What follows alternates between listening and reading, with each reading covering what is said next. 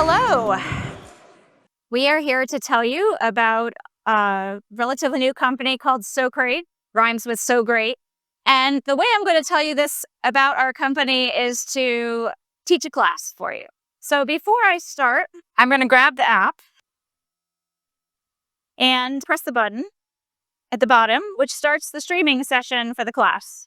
When I'm done teaching the class, you'll see the results from what I've done. So I'm just going to press that. Turn my phone so the microphone is up. Tuck that away behind all these cords here. All right, let's see. There's supposed to be 20 of you here, so let me do a quick count. 6, 8, 10, 12, 14, 16, 18. We're missing 2.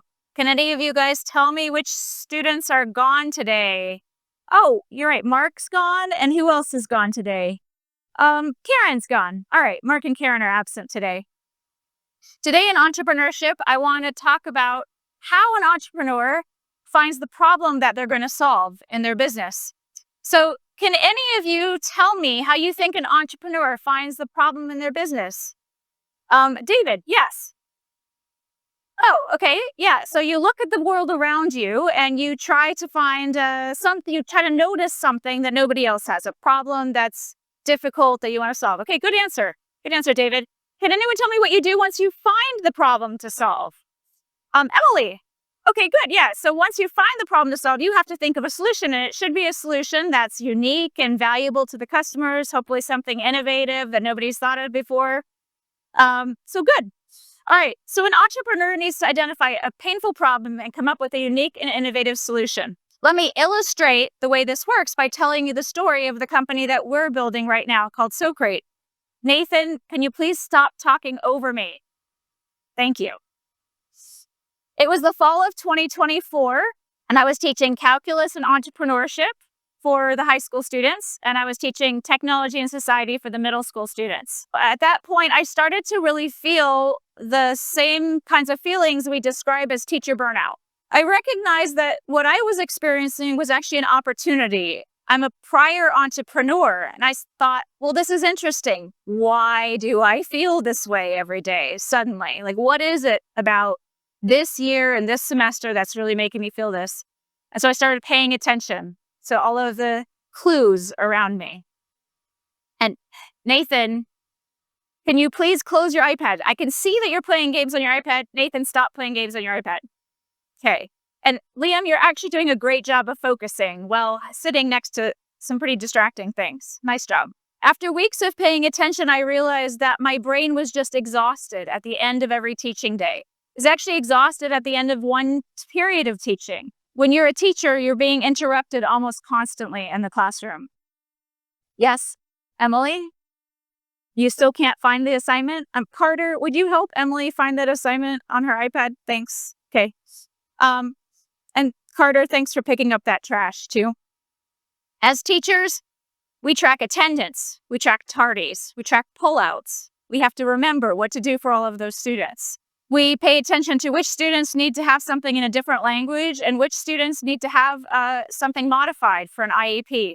As secondary teachers, we have to remember 200 names a day and match those names to faces in the classroom, which is just by itself an exhausting amount of data. But on top of that, we're reprimanding students for behavior, trying to keep track of how many warnings every one of those kids is had. We remember who we called on in class. We remember who we didn't call on in class. We try to make sure to call on the students that didn't get called on in class.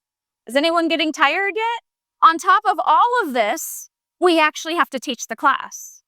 We have to hit the standards, the objectives, make sure the students are engaged, that they're on a solid learning path. We know from learning research that to remember what you learn, you actually have to engage with it 3 times. So in addition to what I'm teaching today, I should be teaching what I taught yesterday and the day before and the day before. We turn off the stream for the day. So if I go back to the app and turn it off, we would see something. So this is before and this is after. So all of those things I said out loud get counted. The warnings, the praises, eventually the class participation, and we give you the absences, the tardies. If a student comes into class late and you greet them, we know they're there. You don't have to put it into a separate system. And the real kicker here is that I don't want to just give you more data to look at, because you got plenty of data to look at. I want to give you also actions to take. So Nathan here, you heard me warn him. He's actually my favorite nephew, by the way. You heard me. Now all the other nephews are going to know that. I just realized. We can draft an email about Nathan's behavior because we're pulling the context around those warnings. We can also, if we had a student who was praised a lot, we can pull all of the context around the praises and help you communicate that with whatever stakeholders need to see it. So we want to turn teachers, the talk that teachers say into actions that they can do after class. And I just want to give you 10 seconds on how this works. There's no recording. We stream the teacher's voice, collect the data from it in real time, and store just the data. You know, when Nathan gets a warning, it's like, Nathan, warning, get off your iPad, right? That's the data we're pulling, right? And so we're just doing the same thing if a teacher had the time to tally up everything that happened in class while they taught.